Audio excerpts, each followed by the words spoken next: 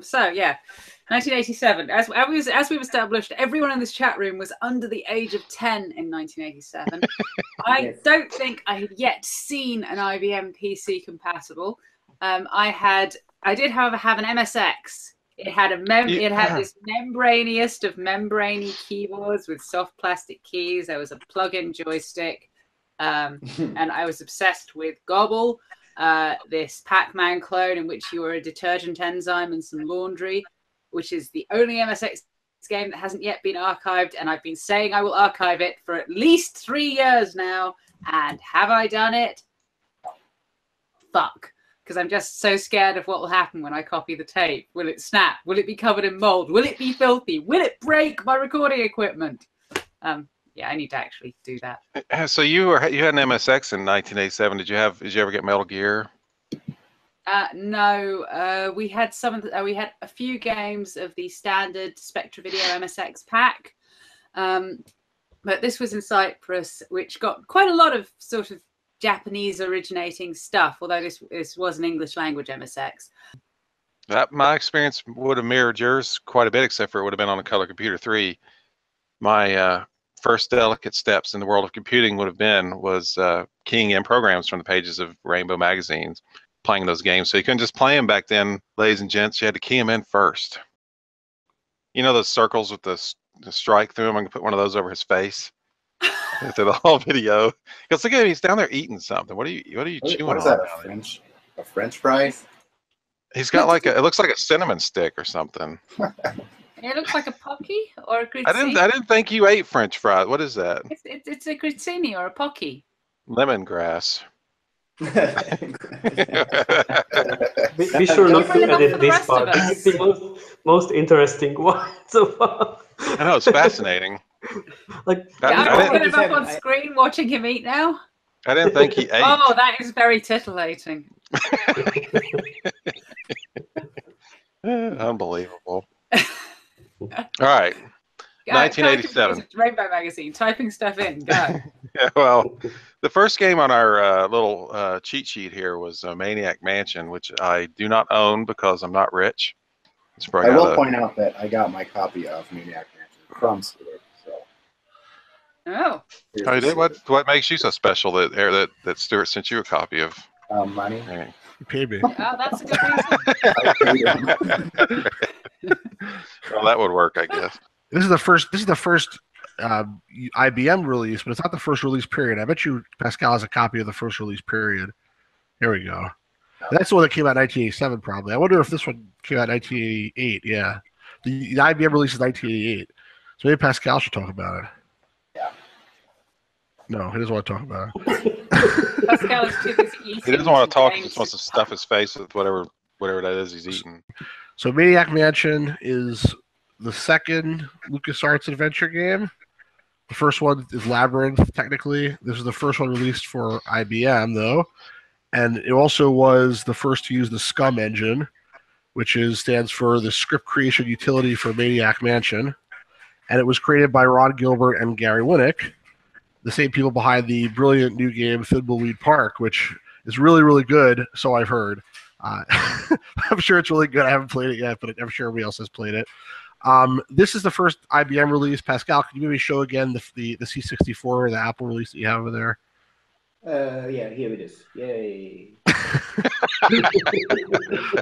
Basically the same, but the font is different. Afterwards, they re-released it again with like a border around the edges.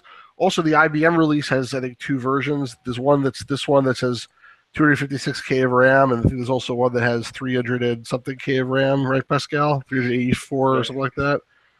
So there's this one is the original IBM one, which has like this is sort of the interface, and the newer one has better quality graphics, but it's not VGA. It's like better EGA essentially. There's later a fan remake that did VGA graphics also. But anyway, bottom line, it's a funny game. It's the prequel to Day of the Tentacle, which I think is the best adventure game of all time. It started the whole LucasArts adventure thing, basically, which lasted till like the mid-'90s at least, late 90s actually, and it was pretty cool. So I don't know what everyone else has to say about it, but definitely if you haven't played this game, it's a must-play, and you also get to microwave a hamster. You say that like it's a good thing. I have to say, I bounced off Maniac Mansion. It took me a long time to sort of gel with a lot of LucasArts style and humor, and I mean, I was even a latecomer to Monkey Island. So it would be very helpful if someone could sort of explain to me that this sort of premise and what the deal is, because you have access to multiple characters you can play, and that was quite innovative. But speaking as someone who may or may not have had a manual for reasons, it was also very confusing. I actually played Day of the Tentacle first, and in Day of the Tentacle you can play Maniac Mansion as like a bonus inside the computer, which is pretty cool. But yeah, in both those games, what's that? Sorry. in both those games, you get to switch between multiple characters. And in Maniac Mansion, you actually get to pick in the beginning which characters you want to be. So different characters have different abilities, and you can solve the puzzles in different ways. And the characters can also get captured and even killed in some cases. Like if you show like Weird Ed the hamster after you microwave it, he'll kill your character. But aside from seems justified. Yeah, aside from a couple of things like that, generally if your character gets captured, they get locked up in the basement, and then it's possible to free them and continue on. So it's hard to lose the game, like to really like die, but you know, you can it's possible to mess things up. And like I said, every character has different abilities, so you can play it one time with one set of characters and play it again with another set of characters and have to do different things to win. Important question. Can you win the game without killing the hamster? Yes. Not all the characters even could kill the hamster. Only two Excellent. of the crazy ones. Okay, cool. He says painful. Look it. He's just painful. Love sweet Larry. That copy got the napkin in it? Yes, it does. Actually, I mean, I was 9 at that time, and I don't know when I first was introduced into Larry. I don't think it was 9, but it doesn't matter if it was 9 or 12. I mean, I'm not a native speaker, so English was, of course, a huge thing, at least when you have to write it in. So I'm not sure if it's a good or a bad thing, but this game taught me a lot of English vocabulary at that time. So this was one of the first things, getting into English. Still not sure if that is a good thing or not. It explains so much, actually. On the subject of American cultural imperialism, on the subject of American cultural imperialism, the age detection questions. Seriously, I had not a clue who Spiro Agnew. I'm still not sure how you pronounce it in the US, because it looks like a Greek name to me. I mean, obviously, most people heard of Richard Nixon, but beyond that, Krakatoa, blank of Java. That's the question I remember. I no it's clue. It's not actually anywhere near bastard Java either. Well, I had no idea the answer to that. But yeah, that's interesting because like even if you got older, you still couldn't answer the questions. Well, especially as you got older. I mean, today's generation, I don't. Are they still in the GOG re-release, or is there a method of skipping them? I don't There know. must just be a cheat sheet. There is a method of skipping them, though. If you go to like Allo's website, there's cheat keys for all of them to skip the questions. This is important news for people who have yet to play Leisure Suit Larry 1. And if you have yet to play Leisure Suit Larry 1, you really should. It's surprisingly good-natured for something that is basically a sort of sleazy, quite sleazy and smutty. I mean, we've talked to Al about this before. And it's, it's surprisingly wholesome for something that's all about getting your end away. As far as collecting is concerned, of course, that napkin is what everyone's after. And when we were talking to Al, for those who haven't seen it, didn't he say he had like a pile of those things left over, and he was like handing them out at parties and stuff? He said he had a pile, but he didn't know where they were anymore. Yeah, how much do you think that pile of napkins is worth? Who knows? The question is, are they used? Here's the infamous napkin for those who know what we're talking about. Yeah. Lefty's bar. Yeah. My copy does not have this. Well, you put yours in plastic, Pascal? Yes, my fingers are more wetter than yours. So. He's using protection. Protection. See, use protection. It's very important. This is the key lesson Larry 1 has to teach us. That in the English language. One was used, so I have to put it into plastic. Wow. I don't want to know what Pascal uses napkins for. I'm fairly certain I know what Leisure Suit Larry napkins are supposed to be used for. My story for Leisure Suit Larry is I remember I went to my dad. It must have been in 1989 because number 3 was out. And I said like, "Could you buy me a game, Leisure Suit Larry?" And I was like, I thought he was going to say like, "What?" And he's like, "Oh, really? You want that? Okay, let's go." And then we went to the store, and I remember I wanted to get this one, Leisure Suit Larry 1, because it's the first one, even though 3 was out. My dad looked at it and said, "Look, it says here it only requires 256K of RAM, so it must be a bad game. But number 3 requires 512K of RAM. That must be better. Let's get that instead." So well, 3 is excellent. It actually was a better game, I agree, but that's a weird way to figure that out. So we got 3, and nice. 1 actually is not the best game in the world. It's okay, but it's based off softcore adventure, which is not really a great game. It's okay again, and all the puzzles are basically the same. Al just added the character and the jokes and whatnot. So I think the humor adds a lot of spirit to it because the mission to shag your way through these women can could be a bit sort of dry and nasty if you didn't have that levity to it. No, I agree, but all I'm saying is I think Leisure Suit Larry 3, it was my first, I guess, so that's why I like it better. But no one forgets that. But I actually think it was a better game and Al the opportunity to do it from scratch as opposed to taking someone else's idea. Although 2 was pretty horrible, that was also Al's idea. 2 was terrible, but I love 3. Stuart mentioned Beyond Zork. That's where I jumped up to grab my copy of it because I didn't realize it was a 1987 game, but. Especially neat because it would map the game as you went along, which was something I really appreciated. That was just this is one of the best of the Zork games in my opinion. Yeah, and also it was like it had RPG elements also. There was all these different sort of monsters in the game, and you could defeat them either with, so in some cases using like a puzzle, like using a clever item or something, you could defeat them.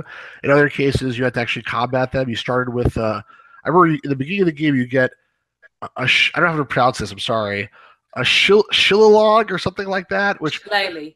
Okay, I had no freaking clue what that was. I remember I played the game. I still don't. Some kind of club. It's like a big club, yeah. Some kind of club. I looked it up and I didn't know how to pronounce it. But anyway, you get that in the beginning, and then you get other weapons as you go along, including wands, all these other things. So there's like an RPG element where you fight these monsters, and then you get your points go up and whatnot, and you get like different types of points in different areas. There's also you could squeeze like some moss and your wisdom goes up, whatever. It's like a Dungeons and Dragons mixed with an adventure. So it was a pretty cool thing at the time. Plus with the auto map, definitely a cool game. Was that the first auto map in a game? Probably not, but the first one Infocom did. I don't know.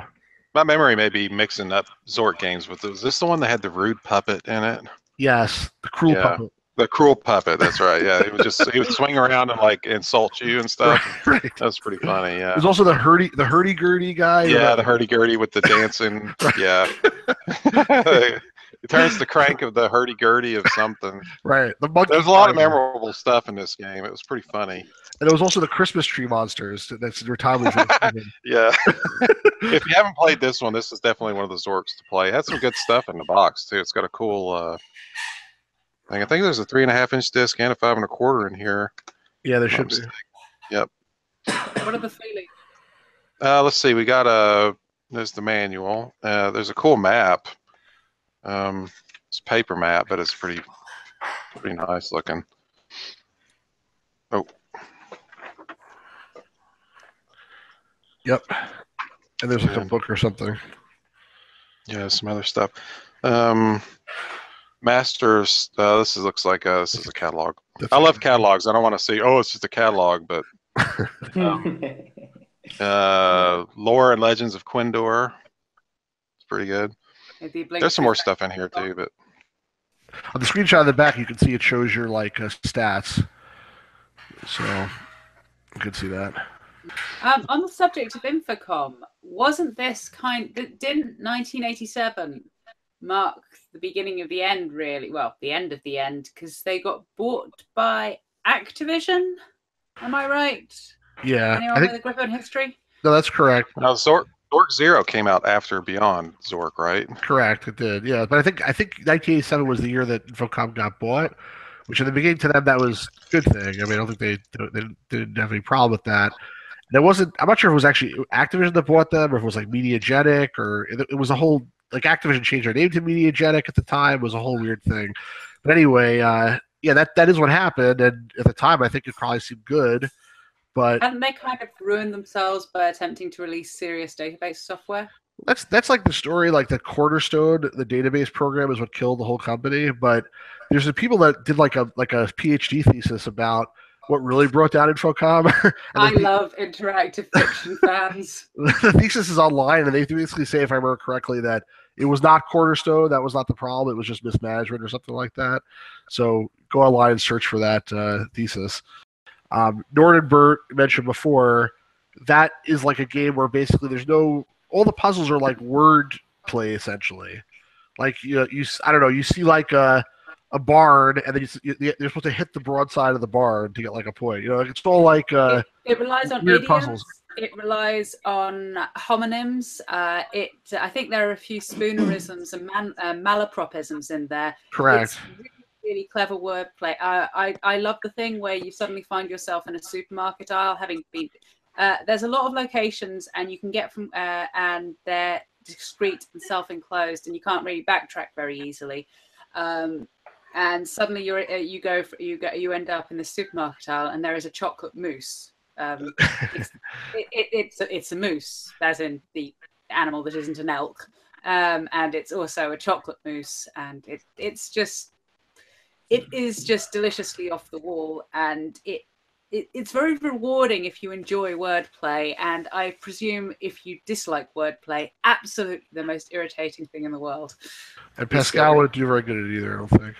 Yeah. So on that box, what's the artwork? Is that, it looks like the Far Side. It is. It's Gary Larson drawing. It's Kevin Pope, actually. Yes, I always get him and Larson confused. I mean, they're stylistically quite similar. Wasn't he actually involved in the development of the game as well? Well, he produced like a book of cartoons that came with the game, but there was no actual art in the game, so it's all text. Either way, it's a knockoff of the Far Side. Sort of seems like it. But yeah, and I remember that cereal aisle, that supermarket aisle, KG. There's also a serial killer that was like a vampire that was biting into cereal boxes, essentially. Which I didn't get because I wasn't aware that Count Chocula was a thing. But I mean, as an American, it must have been super rewarding. As someone who knew a bit about American culture and enjoyed word puzzles, it was quite rewarding. Right, but this is not a game for a non-native English speaker. And then the next one I have here, The Lurking Horror. This was basically Infocom's first horror game. It also was their first game to have audio, so there was like some scary sound effects on certain platforms to get you into the mood. And also, if you look at the back, every Infocom game on the back tells you what it comes with, and this one tells you it comes with an ID card. It's a bunch of stuff, but this one actually comes with something which doesn't tell you about, which is this like centipede thing, which basically they're trying to just scare you when you open the box. That was the point. So I think that was pretty cool. But yeah, go ahead. However, the Lurking Horror, I can actually have a little bit of a bone to pick with. It really does that sort of atmospheric thing, and it, as you can tell by the title, and as emerges, warning, spoilers for a 30-year-old game upcoming. There's this whole Lovecraftian Yog-Sothoth cult thing happening, as I recall, but it kind of baits and switches you, because in a way that I actually found a little bit off-putting, because in many ways the Lurking Horror starts out as a very good simulation of American college life, which for people who haven't really been exposed to American culture is actually a little bit of an off-putting thing to be thrust into, because you don't get a lot of the references.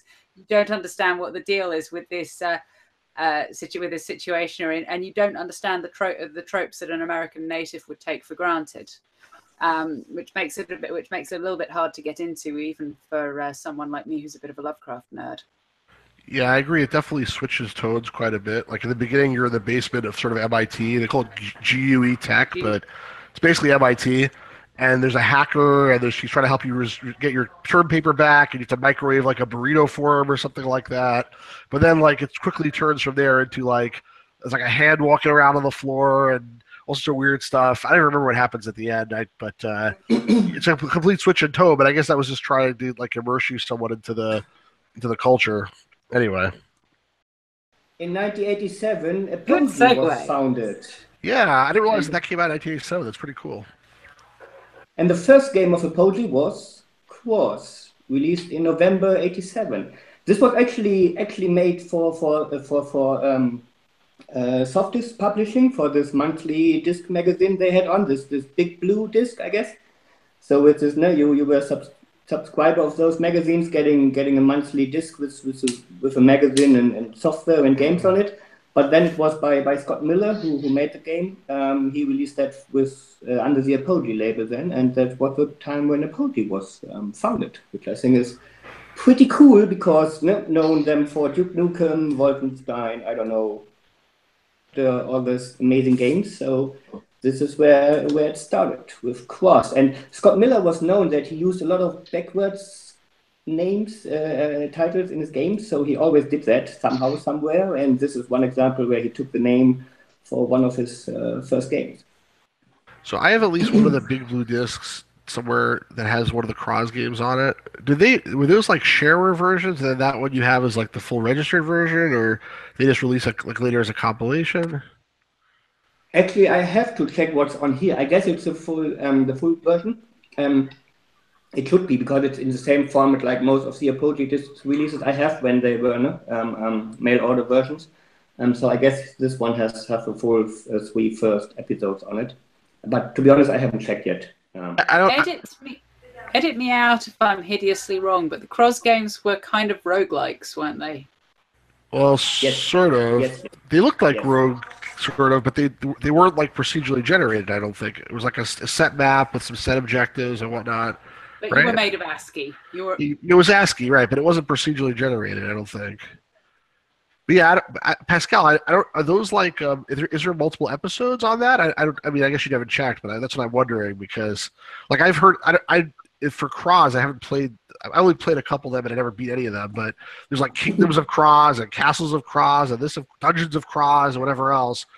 But I never heard like episode 1, episode 2, episode 3. I'm not sure how that worked. Was it shareware at that time or before shareware? Good question. Let me check. Yeah, as far as I understand it, it wasn't actually shareware. You were getting full releases as long as you were subscribed to Softdisk. You get the magazine and the game, everything. That's the way I understood it. And then he basically split off from Softdisk and made his own publishing company. Cool. So I'll quickly show the other Infocom titles while Pascal's looking that up. This is Sherlock, which is, in my opinion, really the main notable factor of it is that it was the first game that Bob Bates did for Infocom, I think, period. And he went on to do Legend, obviously, and we spoke with him, and that was pretty cool. So that was that. And then Border Zone, the cool thing about this one was that it was real time. Unlike all the other Infocom games, it didn't wait for you to type something in and then go, like, say what happened next. Things would just happen, and all this, like a MUD, basically. Things would just happen on the screen while you were waiting. And if you didn't go fast enough, you were supposed to be a spy. If you didn't move fast enough, basically you get caught and killed. So it was in your best interest to type very fast if you played this game. And then finally, this is actually probably the oldest one of all of them, because it's the old style gray box for still 1987, but probably older than the other ones. Bureaucracy, she says here, by Douglas Adams. Actually, it was like by Douglas Adams and like 10 other Infocom guys who like took like the little bit of stuff that Douglas Adams did as he was wont to do, and then actually put a game around it. So here it says at the bottom, by Douglas Adams and the staff of Infocom, which is a little more accurate. But it's a pretty cool game, aside from the fact that it's like Douglas Adams humor. The whole thing is like you're in this crazy bureaucracy, so you wait online, and if, for example, if you do the wrong thing, your blood pressure goes up. Every time you do something, like something happens to you, your blood pressure goes up by 2. That's your score, basically. And if your blood pressure goes up by more than a certain amount, your heart explodes and you die, basically. That's that's the premise of the game. So nice. Pretty cool. I think it comes with a form in triplicate to fill out and like a pencil to fill it out and just to annoy you further. I quickly checked that online. It was released as shareware, so Scott Miller Cross. This, I guess, when it just go by the name Cross, this should be the full trilogy. So it's like a 75 level game, and he split it in 3 episodes. What he didn't do is like with Commander Keen, so named them like episode 1, 2, 3, something like that. So the first installation was Kingdom of Cross, following by Dungeons of Cross, following by Caverns of Cross, and those 3 games were the first trilogy. And I guess this is on that disc. Yeah, and they were released in as a shareware model for this Big Blue disc monthly subscription format. All right, everybody hold up your Ultima Ones. I didn't bring mine out. You mean you left this completely open for me? Oh, there's Joel. Good. I left mine downstairs. Basically, I'm not rich like you guys, so I cannot afford an Ultima One. Ultima One, the reissue came out in 1987, which is what we're celebrating. Okay, but what made it significant is that it was made for the DOS market. It had its own box, which up until then, no, Sierra had Ultima the original. So it did have its own box before then, but there you go. Now we're talking. But they reissued the game because Sierra was under control of Ultima for Richard Garriott when the game originally came out in 1980, correct? 81? 80 or 81. Not sure. But Richard started Origin when around 1983 with the new release of Ultima 3, and they wanted to do a compilation of these kind of things, and he wanted to be able to sell Ultima in a box, so he made it as grand as he could, adding the coins as well as the 4 maps of the 4 different kingdoms. It was all on one disc, but it was programmed in DOS at that particular time. And it came out for a number of different platforms, including Commodore 64 and Atari. And it was also enhanced. It wasn't just the same as the original. It was better graphics. That's absolutely correct. It came out with color graphics, even higher res than high res. My C64 version says 89 on it. So was that released later than the IBM in this format? I would think so. Okay. I wonder if yours is. Well, that came with your Ultima One. Yeah. Okay. Yeah. This looks different, I think, than the IBM one. I mean, that looks. I would guess if I didn't know anything else, I would guess that one came with the trilogy. But maybe I'm just wrong about that. I see. I see that. Take a look at one of mine. Yeah. Ah, yes. While Joe is off getting one of his, I'd like to speak to the merits of Ultima One as a game, because it's for something that is made out of stick figures. It's aged incredibly well. I really think that Ultima One would kind of make an ideal straight port to a mobile platform. If it weren't for the fact that I believe that the company with the controlling rights over it would probably balls that up and insist on putting microtransactions in. But anyhow, Ultima One is kind of the ultimate casual game because you can grind it pretty effectively in a few little sessions.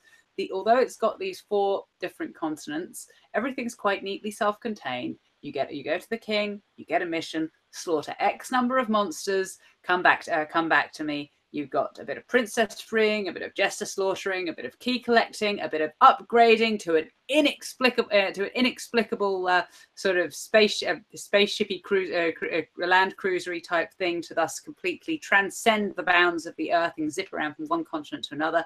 You can level up by going to these signposts, and it's all very tidy and very logical, and also the 3D dungeons are kind of cool. And it would just be such a great modern mobile game if you think about it. You just need a control system upgrade rather than a graphical upgrade. It's just still such a tidily assembled game.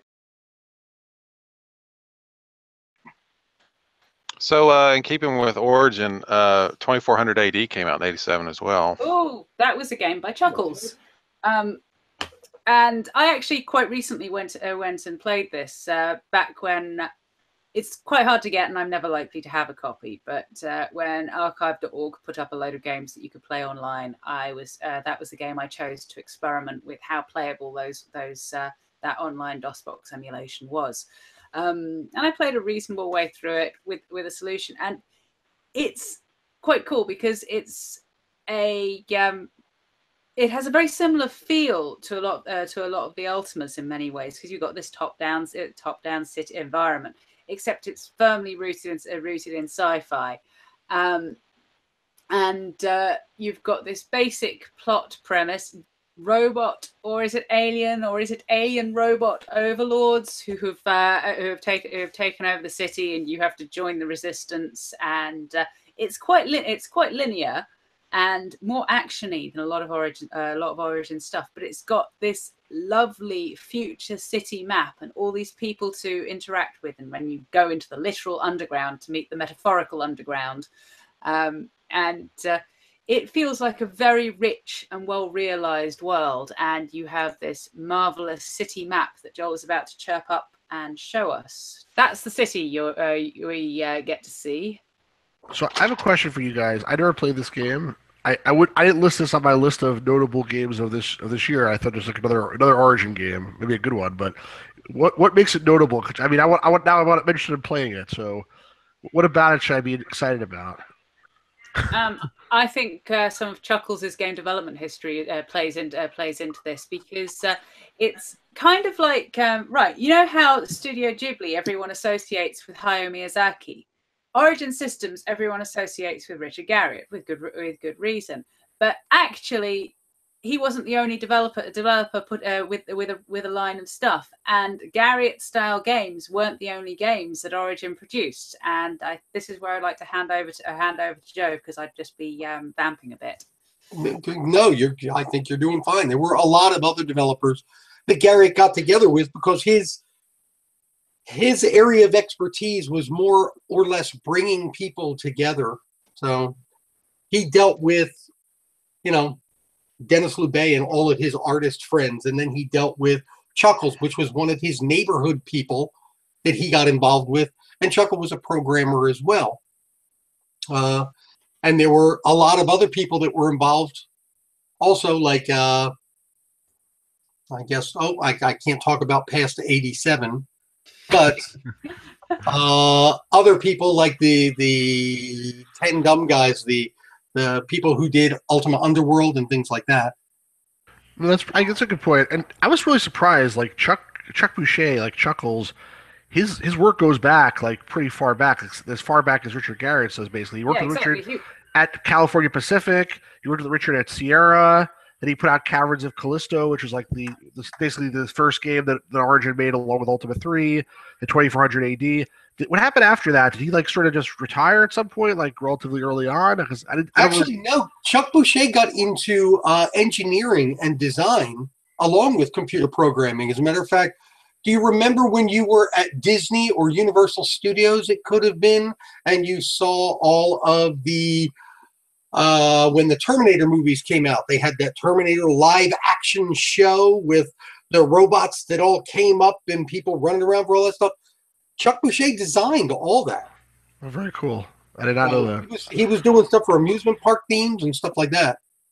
And on the subject of killer robots, that ties in quite neatly to 24,000 AD.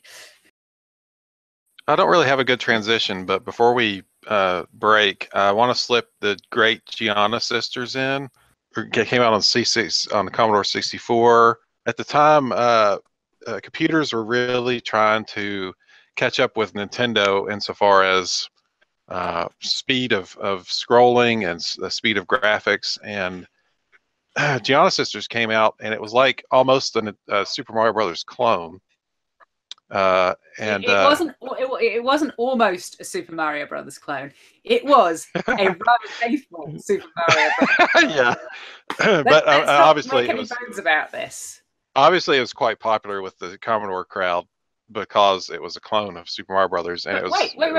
Wasn't it kind of, as far as I knew, it barely made it out before Nintendo started sort of made a very early demonstration of the copyright hammer it would later wield with such impunity. Interestingly, the Wikipedia page refers to it as an alleged lawsuit. I don't know why. Well, it says there's never been such a lawsuit. That's what, according to Wikipedia. I'm looking at that right now. I am fairly certain I might be able to find some UK press references that would back up. Well, it says there's no lawsuit, but then it says Nintendo itself later admitted to have influenced the stop of sales directly. I think it was something like Nintendo might have pressured distributors to not sell Great Giana Sisters if they wish to have access to Nintendo stuff. And you know what, team? I think we need to do some sleuthing. It was the cat was out of the bag at that point anyway. I mean, game copying was so prevalent at that point that they really couldn't stop it. But it's a pretty famous side scroller, mostly because of how smooth the graphics were.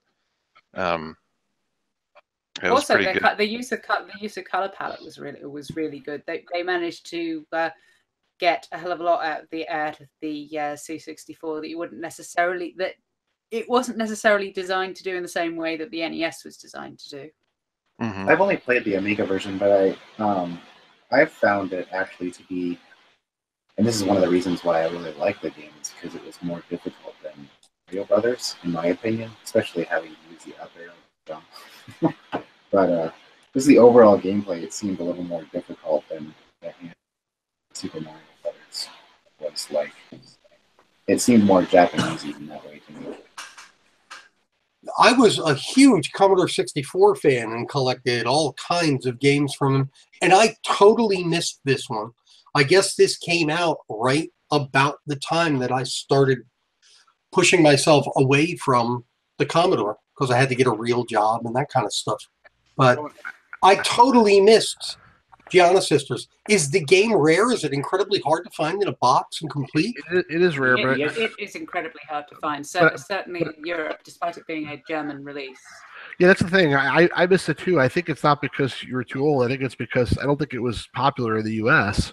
It came out of Germany, and there was the distribution from Germany to the U.S. at that time was not very significant. It was a big deal in the UK, and I think it was in the UK that it really came to Nintendo's attention, because Nintendo had this very uneven relationship with the UK because they botched the NES release horribly. The whole multiple distributions, giving rights to someone who would stock it in Boots the Chemist that's a pharmacy to you Americans of all places, and so Nintendo was always trying to claw back ground for their 8-bit stuff. I mean, that's why the UK and Europe was sort of the haven of Sega. To a large extent because of Nintendo's early fuck-ups, and so I think they were quite sensitive to people stomping on muscling in on their territory and their thing, because it would have been a very close clone of one of their games on a much, much more popular variety of platforms. But I think I am actually going to sit down and see if I can dig up some references to exactly how Nintendo managed to squish it, because there's the general sort of cultural common knowledge is that Nintendo stomped it. So there was also just a recent re-release this year of the game, actually, for ECS and AGA Amigas. The same exact game, but the graphics have been redone. Looks pretty nice. It's worth checking out. Is that the Twisted Sisters one or whatever? I think so, yeah. That's also available on PC. I think that's the one you can find on Steam. So if we're going to wrap up soon, let me show some of the other stuff that I have here before we do that. First of all, 2 more Sierra titles, which just need to be mentioned, in my opinion. Yes. So actually, these are the second and third Sierra games I played. The first one was King's Quest II at a friend's house. And then later on in 1987, somebody pirated both of these games for me and let me play them. And this one actually worked. This one had a disk error. But actually, Space Quest II was like amazing, amazing game. Because of that, I actually bought my first Sierra game, which was Space Quest III. After I finished, I went to the store. And it just came out, basically, and I bought that one. I guess it was 1988. But fun game. Comes with 2 guys, comics. You can see there the upper.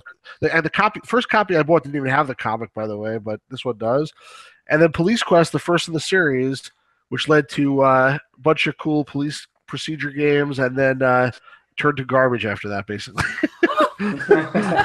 Police Quest SWAT was like full motion video, but still sort of an adventure, and then it became like a strategy game after that. SWAT 2, SWAT 3, SWAT 4. The later one's quite well thought of. I mean, if but not by necessarily. me.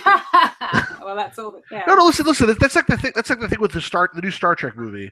Take it on its own, maybe it's okay, but the Star Trek fans, it's garbage. And Police Quest SWAT 2, maybe by itself, it wasn't called Police Quest SWAT 2, it'd be a good game. But the fans of Police Quest, it's garbage. I mean, that's the way I see it. Yeah, Police Quest has its own share of ridiculous Sierra deaths. Woe betide any cop who doesn't walk around his car, as I recall. Right. Yeah. But again, I wasn't very into role playing a police officer. That is not my idea of any kind of sort of aspirational fantasy scenario. And the nitpickiness of it kind of got to me quite early on, so I never got very far in the first Police Quest. I did like the stuff though. It came with the police guide, so if you want to be able to do all the game, because you have to know, like, you can all to wear a beard, first of all, that's important. Only a neatly trimmed mustache. And, like all these codes they give you, radio codes, vehicle code, like different, like the law that they have over here. You got to know all this stuff. There's a lot of verisimilitude in there, I mean, because they did get an ex-cop to... Yeah, and apparently they actually used actual police stations to train cops, supposedly. That's what they say anyway. I don't know if it's true or not, but that's what they claim. Yeah. So that's pretty cool. Then also I wanted to show a couple other things. So we mentioned Pirates before. We didn't really talk about it, but apparently this is the first. This is the first game that has Sid Meier. Like, it's called Sid Meier's something or other. Sid Meier made a bunch of other games, but this is like when he was famous already, and they wanted to basically capitalize on that. This is, I think, the first DOS release, but there is a Commodore release that looks at a completely different cover that I think came before this one. And it opens like a folder, like this. But there's also the same exact cover, but in a box. But basically, it's like if you're a pirate, obviously, you're like going swashbuckling on the Spanish Main, but it's like a very free-form game, and that's the whole point. You can win in different ways. You can be a good swordsman, or you can be a good strategist, or a good cannonball shooter, or a good romancer, or whatnot. And it's just supposed to be like an open simulation, essentially. It's sort of like an open world, I think. That game is, in my opinion, one of the best computer games ever made. I agree. And we talk a lot about certain games that don't hold up well in a modern sense, but that one sure does. You can sit down and play that right now, and it's really good. Do any of the remakes capture it? Because I remember picking up a remake and being a little bit disappointed that it wasn't actually the proper one. It was okay. I've got it over here. Hang on, let me grab it. It was pretty good. Pirates Gold remained after 1987. Pirates Gold remained relatively faithful.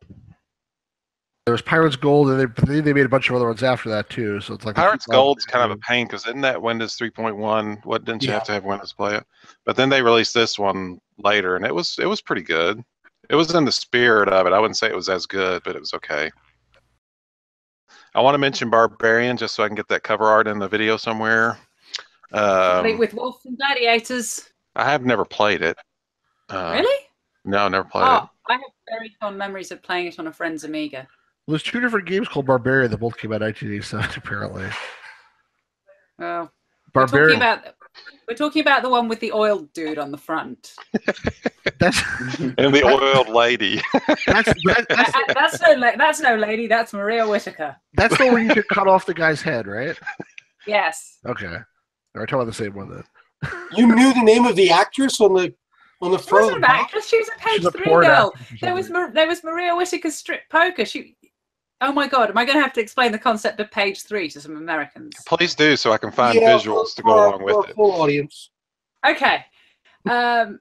Because Britain is all about wholesome family entertainment and values, and the tabloid press in particular about a certain kind of down to earth working class conservatism. Obviously, at the dinner table, every child gets to see their dad staring at some lass's knockers. Page 3, particularly specifically of the Sun newspaper, which is quite notorious for various reasons, involved a lovely lady, not wearing very much, usually quite pert. Started the career of many people, such as Sam Fox and Maria Whittaker, who became the face of many computer games as computer graphics was finally getting up to capturing the majesty of the female form in the sort of late 80s. So you had Maria Whittaker's Strip Poker, and also you've got Palace Software, who managed to very cleverly, and it was actually a real sort of box design coup. Get these real human models. The guy who would become known as Wolf off of Gladiators, whose name temporarily escapes me. Please pop up a caption to fill in my lack of knowledge. And Whittaker, and so they had this real life fantasy thing. And apparently, it didn't actually cost that much to do this photo shoot. It actually worked out more economical than getting an artist to draw some stuff. But yes, anyway, that's the tie into page 3, the Sun, and how every morning over your cornflakes. Until quite recently, I'm not sure. There was after I left the UK, there was something about maybe this isn't something you want the entire family to be staring at over breakfast. But for a long time, over your cornflakes or over your full English, you could look at a lass's knockers, and that's what makes Britain, well, Britain. Thank you. Yeah, we'll play the British national anthem in the background. I know. So I was thinking, what's the British national anthem? That's what makes Britain Britain. I was going to say great, but I think that would be pushing it. Oh, Pascal's got something, but you know what? Every time Pascal opens his mouth, I just tune out. So well, I agree with that one. That's a good pick. Why does everyone pick on poor Pascal so much? He's such an upstanding member of the gaming community. Because he could dish it out as well. That's Yeah, right. that's why. He seems like such an undeserved punching bag because he's so nice. That is why I start collecting games. No one likes me, so I have so many games. They like me.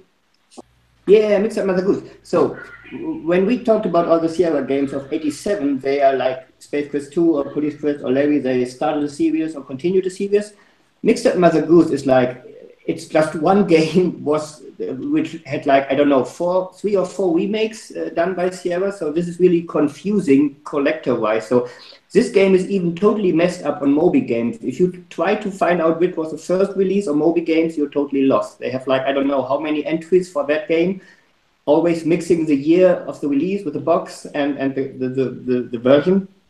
So it's don't mixed try up. to... yeah, would you say it's mixed up? Get out of my head, KG. Nice work, Blazer. So yeah, this was like an educational game. So Roberto Williams. Is that the first one?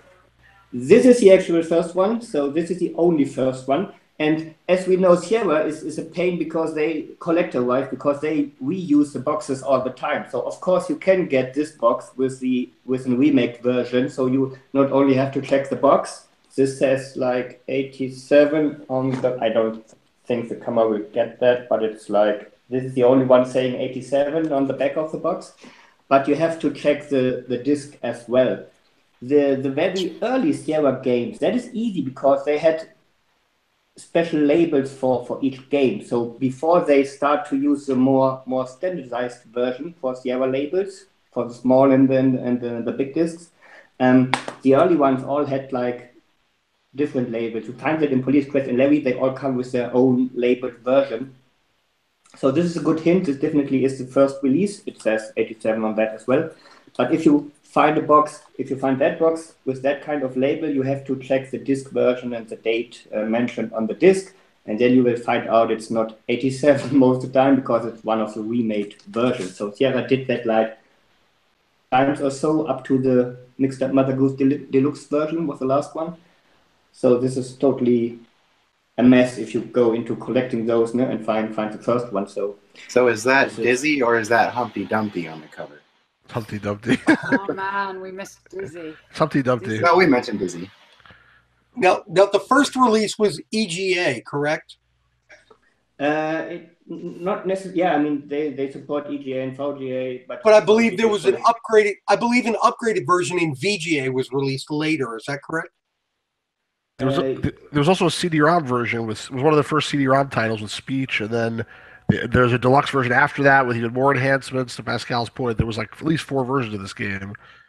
Yeah. So, but by the way, I think this game is definitely historically significant, but I don't think it's really a very good game. Even I played the latest one with my 8 or 7-year-old, and it was okay. It was fine for 5 minutes.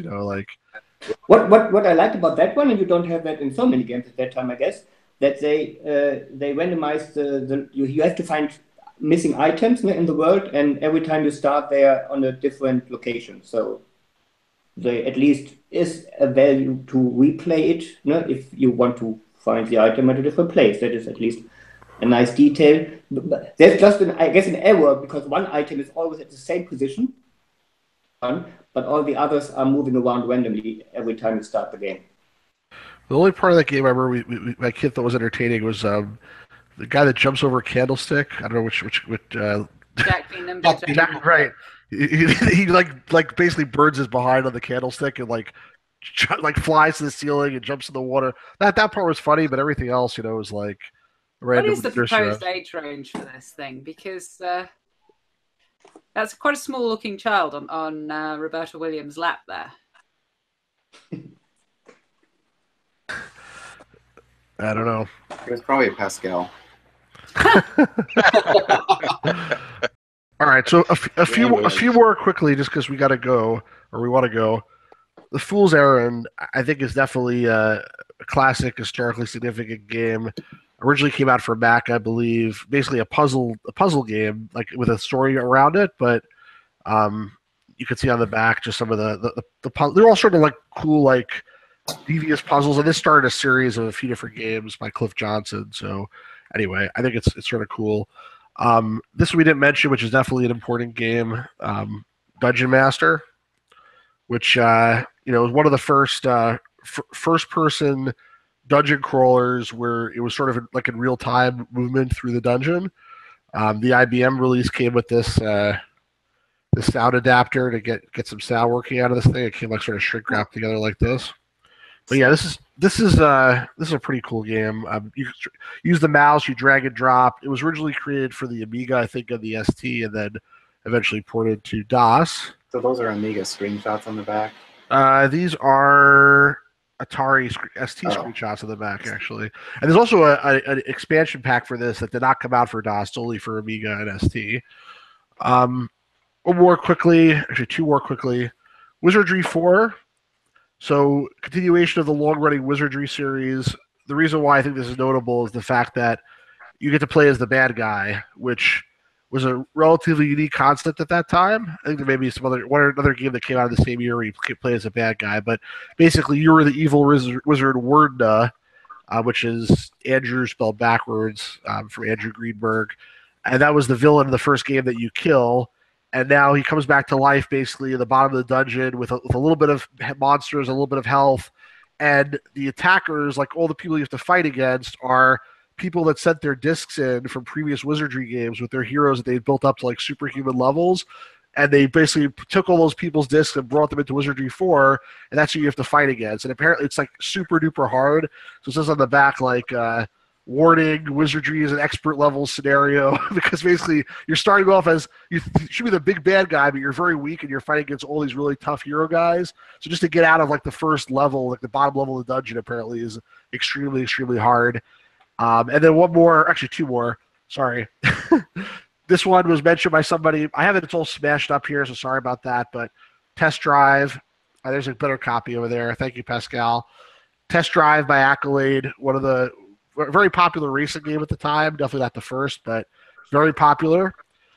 And finally, this game I think is also pretty cool. Accolade's Comics, which basically it says here it's the first living comic book. Not really necessarily true, but they try to make the game like very similar to comic book style with all these different panels and whatnot. And it's a pretty cool, like, innovative thing. They try to do something new and something neat I don't think I guess they didn't succeed in the sense that this didn't have like a million sequels, but I think it was pretty cool for the time. My last one would be an amazing text adventure. Or not so amazing. To be honest, I never played. Have you played that too? No, I only got it recently. It's very expensive. Yes. It's like hundreds of dollars. I would like to do a let's play with you guys on that one. Or even, I mean, they had in that kind of series a lot of interesting adventure games, like Rambo the Adventure Game or Stephen King the Adventure Game. Those were released a bit earlier, but that one was in '87. We have to try that one day. I never played it, but we have to. I mean, yeah, let's do it. Text adventure has to be awesome. Or was that Stephen King one? Was that The Mist that you just? Yes, sir. Huh. Yes. Pretty cool. Of that whole series, the only ones that are like possible to get for reasonable prices are the Stephen King, The Mist, and the Rambo game. Like everything else is like fortune of money for some reason. I don't know why. I guess I was lucky with that one, but that was a few years ago. But totally agree. I'm looking for the other ones, and they don't show up. And if they show up for like too much money that I'm willing to pay for, let's say it that way. Yeah, agreed. Does that have anything to do with LucasArts? No, except they licensed it. In the beginning, LucasArts used to license out their properties like Star Wars and Indiana Jones to other developers, and they would develop original games like Ball Blazer and Cronus Rift, Rescue of Fractalis, all that stuff. And then eventually they took back their properties, but in the beginning they used to just license them out. Awesome. Yeah. So we covered all the games on my list except for 3. Actually, all 4 of these really were not in the U.S. That's why nobody has them. What are you laughing at, Joe? You've been saying I've got one more for the past. I don't have anything else to show. But there's 4 more games which I think are notable. International Karate Plus, Head Over Heels, and Last Ninja apparently all were very popular in Europe, at least in the UK. Retro Gear magazine talks about all 3 of them like all the time, especially Head Over Heels and International Karate Plus. And then the last one I wanted to mention was Metal Gear, because Metal Gear came out in 1987 for the MSX2, which predated the NES version. And the MSX2 was actually a computer, not a console. So that's what started the whole Metal Gear series. I don't own it. I think it was only in Japanese on the MSX2. I'm not sure if there was an American, a European release or not. I think there was actually a European release also in English. But in any case, it's fortune of money, and I don't have it. Maybe someday. But it's pretty notable regardless. So I don't want to make sure to mention it. An order of magnitude better than the Nintendo version as well, from what I understand. Well, yeah, because the Nintendo version doesn't even have Metal Gear in it. Like the Metal Gear is supposed to be some kind of tank or something. It doesn't appear in the NES version, only in the MSX2. But the NES version was pretty fun anyway. Just the the truck have started to move, and I feel asleep. Yeah, that's classic. Last time we did this, Joel, we tried to have a vote at the end of which was the most influential game. Remember? That's true. All right, let's do that. What do you think? I think my vote for, I don't know about influential, but my vote for the best game in 1987 would go to Pirates. I think most influential, I agree with what Pascal's holding up. I'd say Maniac Mansion. Me too. I don't think it was the best, because I think there are other titles later were much better, but I think most influential, I would agree. In terms of best, I have to think about it.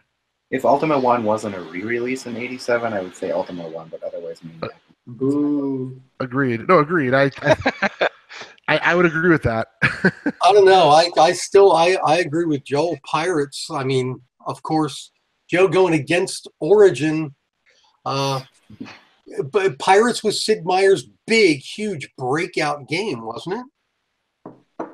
Well, he had a couple games before that, but it was definitely one of the biggest ones ever done. Yeah, that was the one that reached the masses, if I'm not mistaken. Just fantastic game. Yeah. But that's 2 votes Pirates, 3 votes Maniac Mansion. So as voted on by the nerds at the Big Box PC Game Collectors, Maniac Mansion, most influential game of 1987. But I think the best one was Space Quest 2. Sorry. Although Pascal's vote doesn't count, so it's technically a tie. What the hell does he know? He don't know anything.